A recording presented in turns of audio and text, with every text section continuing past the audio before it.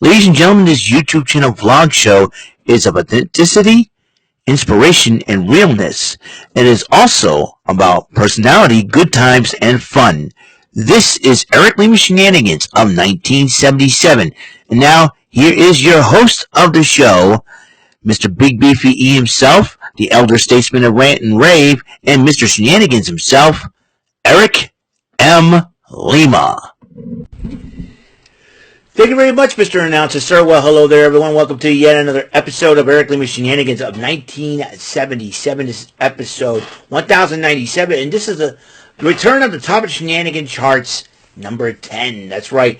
And there will be 4 different lists. And then what I'm going to do is I'm going to do one list at a time. We're going to go from the smallest to the largest. The largest being 20. So it is Christmas time. As you know, it's Christmas Eve, and I want to wish everyone out there a Merry Christmas, first of all. And I have personally decided that I got some personal top favorites. Now, this is my only personal top favorites, all right? This is not according to a list. A lot of people are going to complain, but this is my personal preferences, okay, of my personal top favorite list. So we're going to do this, and we're going to do this right now. And first things up, Christmas movies, all right? Now, I've come up with the top 5 personal favorite Christmas movies, and here they are. And this is the first one here, Deck the Halls. Now Matthew Broderick, Kristen Davis, Danny DeVito, and Kristen Chenoweth star in this movie about a guy who basically is like Mr. Christmas. Like when Christmas joined his neighborhood.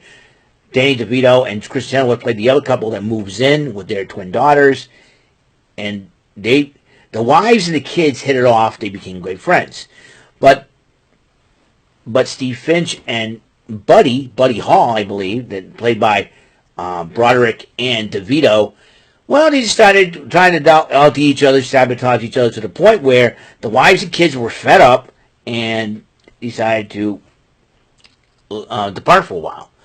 Then both men realized what they're doing is crazy, and then they decided, well, let's make this a winter wonderland for everybody. We'll get everybody back. They did that, and MTV did a whole thing of their house being seen in satellites, and that is the premise of the movie. That's why I like it so much, because it's funny, because lights and decorations and comedy. The Santa Claus, starring Tim Allen.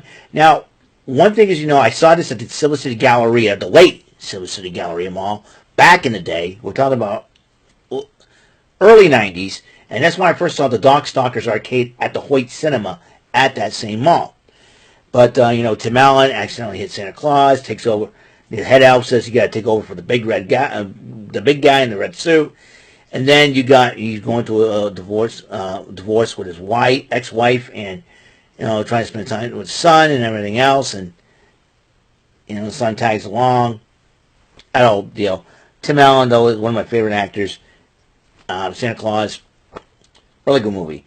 Number 3, Jingle All the Way, is sort of like a premise of based on what happened with the Cabbage Patch dolls back in the 80s and the 90s with the Power Rangers, of course. They're trying to get this. Arnold Schwarzenegger and Sinbad both star as dads trying to battle for this Turbo Man doll. And then, Howard, played by Arnold Schwarzenegger, was looking all over. He was doing battle with Sinbad to get it, and got to the point where, their nosy neighbor, played by the late Phil Hartman, and was eating the cookies from Howard's wife's plates, and said, "Put the cookie down now," and all that. So, kind of like creeping on everybody, the neighborhood creep as so. As he finally, and Arnold dressed as Turbo Man, doing battle with Sinbad, playing the Turbo Man's villain, but then Howard stunned in the end, gives the Turbo Man all the why? He goes, well, why do I need a Turbo Man? I got the real one right here. So it was really cool. Number 2, Home Alone 2, Lost in New York. Love it. Once again, Kevin gets left behind. The rest of the family's in Florida. He's in New York after Buzz humiliated him in the school choir and everything else. And there's always Buzz starting something with Kevin that gets him Kevin gets into trouble more than Buzz does. So is that Buzz is supposed to be an example of a big brother. Instead, he gets Kevin in trouble. And my number one favorite Christmas movie of all time, Home Alone 1. That's right. That's what put Joe Pesci on the map, and that is my personal top 5 favorite Christmas movies. Okay. I'll take a pause for the cause, and then when I come back, my top 10 favorites. And we're back. Hey, listen, another list is coming up, and now, I mentioned to you my top 5 favorite Christmas movies, but we're going to go to the top 10. Top 10 list of favorite Christmas TV specials, and here they are, right here. Some of them as you see, they're animated classics, and the thing is that some of the legendary actors lent their voices to some of this, like Frosty the Snowman, Jimmy Durante, and the reason why I had it at number 10, the bottom of that list, because it was a sad part, when I cried when Frosty the Snowman melted away and the poor girl started crying, and the evil magician, I wanted to kick his butt so bad, so, but Santa set him straight, set that evil magician straight. And then number 9, another legendary actor lent his voice to this movie. Santa Claus is Coming to Town. Fred Astaire in fact, how the whole legend of Santa Claus was born. You had run-ins with the Winter Warlock and Meisterburger, and Kris Kringle falls in love, and she became Mrs. Claus. That's all good stuff. So, number 2. Now, number 8, Rudolph the Red-Nosed Reindeer. It's a movie also, but it's also you can relate to it. I can relate, not fitting in with others, being made fun of, many times. Rudolph was in that same situation, and then he befriends somebody who was a misfit, elf named Hermie. He wants to be a dentist instead of making toys. And then after getting flack from all their loved ones, they started to run off, and they run into Yukon Cornelius, and then they say, "Hey, we'll go to the island of Misfit Toys and live there." But then they go to see King Moonrazer. Hey, they said you can't, you can't live, but we'll let you spend the night. But then, when Hermie decided we're going to leave, and he said, "No, the abominable will see what knows," and Rudolph had to go on his own. He went back to Christmas Town. They said, "Everybody's looking for you." Then his family ran into the abominable snowman, and then after the abominable snowman was supposedly defeated by Yukon Cornelius, and everybody was happy. And then when Santa decided to cancel Christmas, and then Rudolph says, "Okay." Rudolph's nose glowed and said, "Okay, fine. We need you to lead the way, and we'll pick up the island Misfit Toys." They did all that. Boom. There you go. So that A Charlie Brown Christmas, one of my favorite movies to watch. My favorite part is when Linus quotes Luke 2, the book of Luke 2:8-14 about the real meaning of Christmas. And it was super cool to see that. And the Peanuts characters, Lucy's always screwing around with Charlie Brown, but she's got a crush on Schroeder, and Sally's in love with Linus. Even Linus got a security blanket. Despite the fact that Linus sucks his thumb with the security blanket, and Sally calls Linus her sweet baboo. Is funny. And so you got that. Mickey's Christmas Carol, one of my favorites, because one, I did play Ebenezer Scrooge in a church play of the Christmas Carol. I thought it was very cool. In fact, the pastor's wife was the one that picked me as Ebenezer Scrooge. I had to memorize the lines. We did it for a school play, then we did it again, and I was challenged. So, Mickey's Christmas Carol, and that's where Scrooge McDuck, the legacy came about. Number 5, How the Grinch Stole Christmas, Boris Karloff. Oh, by the way, Rudolph the Red-Nosed Reindeer, I need to go back to that. Burl Ives, Mr. Christmas voice. Mr. Christmas music. That's when I heard of, when you think of Burl Ives, you think of Christmas. And that's it. How the Grinch Stole Christmas, the legendary Boris Karloff narrated the story, and it was so cool. It was an awesome, movie, a lot of morals to it. And also, How the Grinch Stole Christmas, number 5. Number 4, Fat Albert Christmas Special. It's like a lot of classical Christmas stories rolled into one. You had Tyrone playing the Ebenezer Scrooge type role. And you got the poor family who has no place to go. It's like the nativity. And Fat Albert and his gang were more like the shepherds and the wise men and all that. Because they were about to do a Christmas play at the clubhouse for their parents. And they wanted to do something special for them. But then they helped out his family. Tyrone threatened to tear down the clubhouse. But then he changed his mind after, that. In fact, one of the, I think it was Mudfoot, one of the townspeople, Mudfoot, I believe, tried to set Tyrone straight so he ended up in the same situation. Your wife passed away. So that kind of, to think about it. And then the family had a baby. The kid ran off before then because he was afraid that his parents were too poor to feed him. And so, Fat Albert said, "Oh, we get the kid." And they tried to convince him to come home and all that. But then he ran off again. But then Tyrone caught him, and they said, and Tyrone changed his mind. Well, it's a landmark. It's a landmark now. Can't tear down the clubhouse. So you got that. Then you got Christmas Comes to Pac-Land.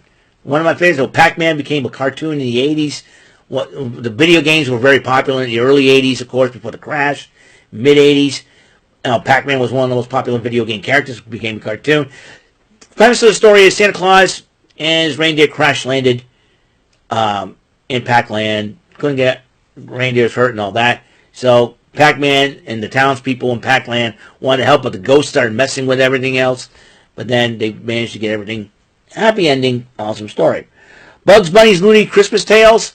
There's a couple of shorts involving, Wile E. Coyote and the Roadrunner. And then Bugs Bunny and his nephew tried to handle the Tasmanian Devil accidentally dressed as Santa Claus. So that's a really cool thing. And my number one top 10 favorite Christmas TV specials of all time is He-Man, She-Ra Christmas Special, which I have right here. And funny story about this. I went back in 2005. I was still working for Ruby Tuesday. I got out of work, and I decided, well, I'll do some shopping. It was I think it was the day after Christmas. So I went inside Best Buy, and I found this, the DVD, $15 for it. $15. It was crazy. It was a crazy deal. So $15. Found He-Man, She-Ra Christmas Special. So that's why I got it. The premise of the story is the Earth children were accidentally transported after Orko was messing with the Sky Spy, and then all of a sudden Horn Prime notices he sends Skeletor and Hordak to go after the children and all that and try to capture them. But Skeletor in the end says, I have to save the children. So that's the end of that story. Well, that's it for the top 10 favorite Christmas TV specials. Now, for the top 10 favorite Christmas gifts that I got. Give me a second. All right, got another list for you guys. Really excited about this one. Over the years, I've received a lot of Christmas gifts. And I know since the pandemic, times have been pretty tough. But I figured I always want to reminisce. I found out that the Patriots are not playing this afternoon, but they're playing in the evening, 8:15. So I'm gonna be up watching the game, which is gonna be a lot of fun. So for right now, we're gonna talk about this now. So, but back in the day, when I was a kid, I loved Christmas. Nowadays as an adult, especially in this time period, it gets really tough. So I decided to take it upon myself to remember all the gifts that I got when I was a kid back in the day. So, and or some of the gifts I had, up to like 2010s and all that. So I have decided to compile a personal top 10, my personal top 10 favorite Christmas gifts I got when I was a kid, and here they are. So let's start with the Fisher Price movie viewer. When I was a kid back in the day, I think my father and my parents and I went to this went to I think a co-worker's house there hold a Christmas party. And I was a little kid back then. I was an old kid back then. I think one of them got me a gift where uh, mm, give me a second here. Give me a second. I just realized something. I just realized.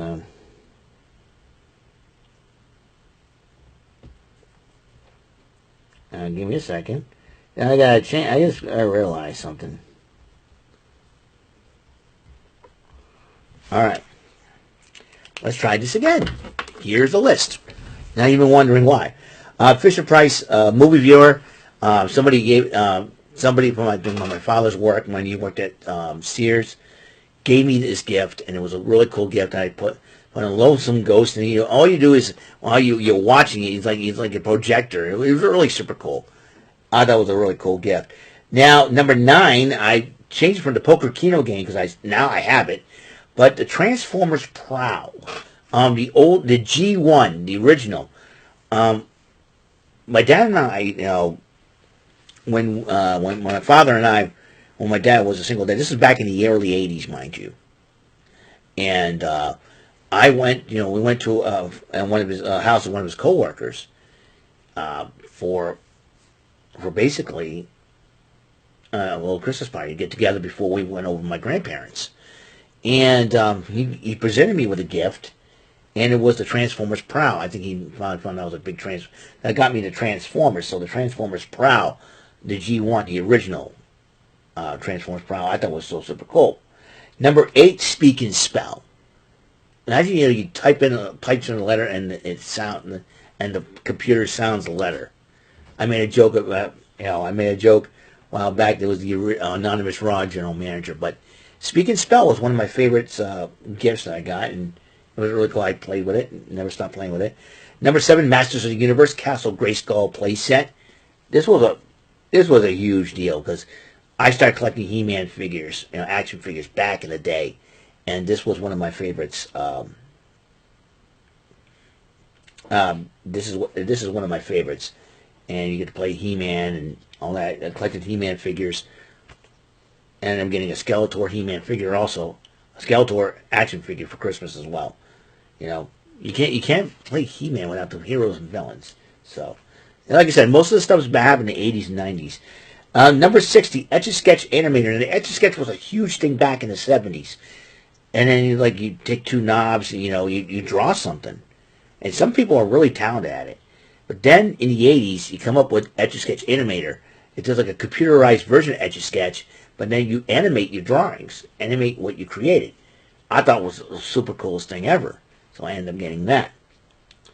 All right, and now from 5 to 1, we're all on gaming at this rate.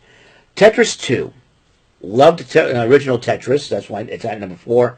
Both fun puzzle games. Love playing them. But nowadays, when you play the original, people play the original Tetris, they do something weird with the controllers and holding it a little differently now. It's like, and like how these, and say some of these kids get very good at this. I'm like, wow, this is a generation, a young generation that is playing a game from the 80s, a very popular video game from the 80s, Tetris.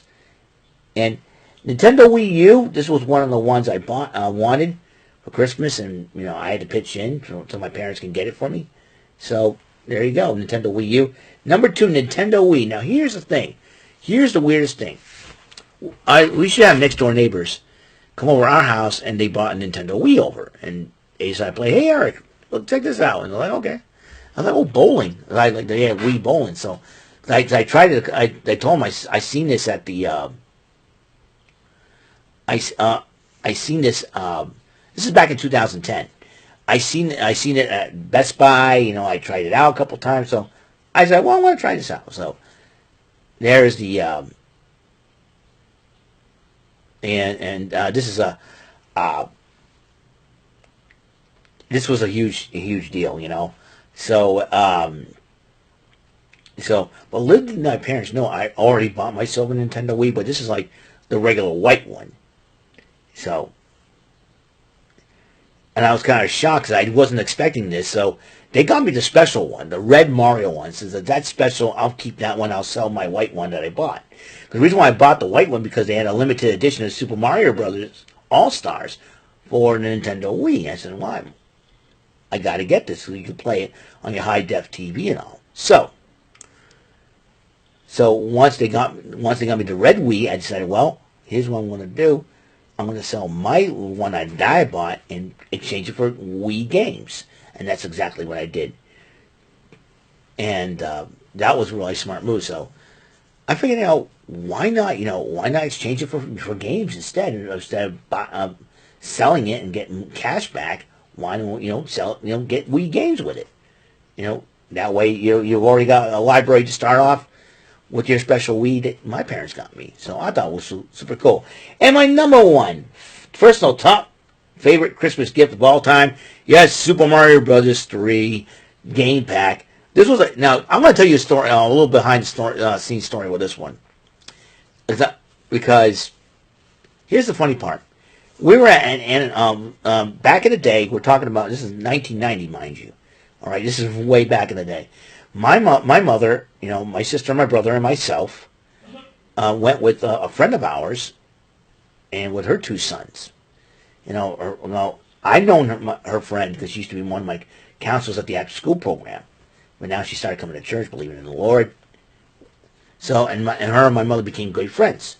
So we went to Ann and Hope. So Mom says we'll go our separate ways. And she goes, Eric, you can go with Gina. I said, fine, I'll go with Gina. That's her name. So I went with Gina. So Mom and the kids follow Mom. The funny part about it is, I said, well, so what are you going to go for? I said, I'm going to go ahead to the video game section and see what they got. Went to the video game section. But little did I know my mother was there. She flipped out. Eric, I'm going to bash you. And she slapped me in my arms a couple times. I'm like, let's get out of here, Gina. That way, toy section. I was going to go. I told Gina, I did not know she was going to be there. And then when we got out when we were about to cash out our stuff, and Mom said you had to go to the car. Okay, I kind of felt bad.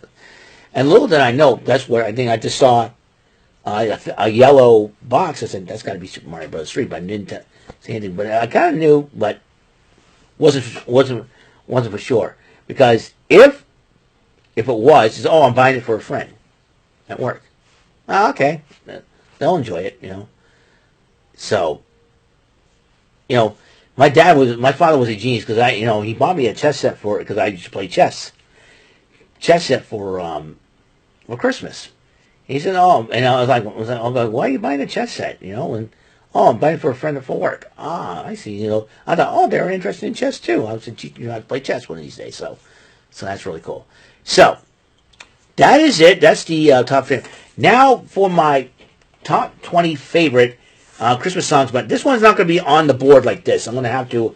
I wrote it down on a piece of pad, so I'm going to do that. So let me just get that right now, and we'll do it immediately. So we'll do it right now, and okay. All right. So we got one more piece of business to get to, and this is it. All right, it's right here. All right. I don't know if you guys can see this list, but I figured I'd do it because this was I will run down the list for you if I want to. I did not do them in order like I did with the other ones because I figured in no particular order. I listened to these songs in the car, but lately I wasn't able to listen to any of them because my car needs brake pads fixed. I want to make sure I want to drive home safely and make sure. Let's go on. Your Me One, Mr. Grinch by Pentatonics. Pentatonics is an a cappella group. Very talented. Another song they did that I just listened to church today. We just got home from church. Mary, Did You Know? Very powerful song they did here. That they did in there. So I thought Pentatonics was really cool. They did an awesome job. and Me One Mr. Grinch. When I think it was after a lineup change in the group. Christmas in Hollis by Run DMC, Christmas rap, totally cool. Sleigh Ride by TLC, another the rap that the late great Lisa Lopes did. It was really, really cool. It was totally awesome there. Merry Christmas Everybody by Steps. Steps is a British group, consists of 2 guys, 3 girls, and heck of a song, really. And the song that is probably annoys everybody, but I like it, All I Want for Christmas Is You by Mariah Carey. I don't care what your opinions are on Mariah and all that. I like the song. And Mariah's still beautiful to this day. She's almost pushing 50, and she's still gorgeous. Winter Wonderland Sleigh Ride by Dolly Parton. The way she sings that song, very good. Love Has Come by Amy Grant. Talking about the birth of Jesus, in Bethlehem. And so it was part of her Christmas album. Her first Christmas album came out with. Rocking Around the Christmas Tree by Hanson, the way they did that. Rocking around. And like you want to bang your head and just like, yeah, rock around the Christmas tree. So that's one there. And Macarena Christmas Los del Rio. They took Macarena, morphed it into a Christmas song. Instant hit, man. Let me tell you, there was an instant hit back in the day. Remember, most of these songs were like the 80s and 90s. I grew up in these decades. Don't hate on me for it. Reason for the Season, DC Talk, basically. DC Talk is a Christian rap group. Consists of Toby Mac, Kevin Max, and Michael Tate. All of them went on to have successful careers on their own. Toby Mac had a solo career, so did K Max, but Michael Tate became the new lead singer of the Newsboys. And one of their songs they did, Reason for the Season, talk about Jesus as the reason for the season. For Unto You by Carmen, same thing, same premise. I thought it was totally cool. For Unto You by Carmen, totally awesome. Wonderful Christmas Time by Paul McCartney, Beatles legend, man. One of the hit songs from the early 80s, late 70s, early 80s. This was an early 80s song because he had a synthesizer, and then synthesizer wasn't a thing till the 80s. So there's that. Feliz Navidad by Jose Feliciano. It's like the Spanish version of wishing everyone a Merry Christmas. Feliz Navidad. Loved it. That's one of the songs. With Bells On, Kenny Rogers and Dolly Parton. Now, would you believe that these two are country singers? And I've never been a big fan of country music, okay? Never been a big fan. But I like their album, the Christmas album that they did. Because my father will blast that thing in his car, with my mother. When we drive somewhere, we drive to go shopping, or drive to a relative's house, or back in the day. This is what I kind of miss, checking all the lights while we're driving somewhere to a relative's house or go shopping, all that. My father will put this album in when it's a cassette, and basically, we'll blast that thing. And With Bells On is one of my favorite songs. Underneath the Tree by Kelly Clarkson. Cool, good Christmas song. Song for Santa, Straight No Chaser. Another a cappella group. Did Wonderful God. They also did their version of Wonderful Christmas Time with Paul McCartney. And I'm sure Paul McCartney must have been impressed with their talent. Hey, mates, I want to do that, do my song with you guys. They probably were stoked about it. And so, Away to the World by No Doubt, another headbanging song, is about people making peace in Christmas time. How cool is that? And then you got Band Aid with all the popular artists from Europe and all, like in England, mostly from England. You had George Michael from Wham, Boy George from the Culture Club, Duran Duran. Do They Know It's Christmas? It was, about feeding the world, feeding the kids in Africa, and all that. They want to do something. It's all like a Christmas version of We Are the World, basically. But I think Bob Geldof, I believe, that organized this. A Holly Jolly Christmas by Burl Ives. Let's say the legendary voice of Christmas music. And finally, on that list, Christmas Time by Hanson. I'm talking about how, Christmas time should be together get together happiness, not hatred, and all that. So there you have it. Those are my top lists for the Christmas. For Christmas, movies, TV specials, gifts that I got, and songs. I want to thank everybody out there for watching this video. Episode 10 of Top of the Shenanigan Charts. Episode 1097 of Lima Shenanigans of 1977. With the Patriots not playing, I'm probably going to set up playing another game or something like that. Who knows for sure what's going to happen. Alright? So, I will see you guys later. You guys have a wonderful, wonderful day. And until the next episode comes rolling around, Mr. Announcer, take us home. This concludes today's episode. This is Mr. Lima speaking for Eric Lima Shenanigans of 1977. A big beefy E, do it for Bob Saget Productions, and in association with a Raven Bofa Telepictures and Distribution. See you next time on another episode of the show. Goodbye for now.